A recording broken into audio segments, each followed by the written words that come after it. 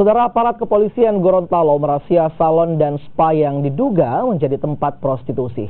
Dari operasi penyakit masyarakat ini, aparat mengamankan 6 PSK serta alat kontrasepsi. Sebuah salon dan spa yang terletak di Jalan Jamaluddin Malik, Gorontalo dirazia aparat Polda Gorontalo. Satu persatu ruangan dalam salon dan spa ini digeledah petugas. Salon kecantikan dan tempat pijat ini dirazia karena diduga menjadi tempat prostitusi. Dari hasil razia ditemukan sejumlah alat kontrasepsi yang belum dan sudah digunakan. Petugas juga mengamankan 6 PSK bersama dengan pemilik salon. Operasi penyakit masyarakat ini digelar berdasarkan adanya informasi dari masyarakat.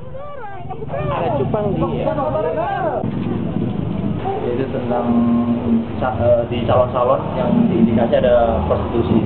Tadi yang salon-salon yang di Gorontalo, sekitar Gorontalo ada 3 atau 4 salon tadi sudah dikunjungi yang pada siang hari yang diindikasi banyak ada prostitusi atau hal-hal penyakit masyarakat di dalamnya.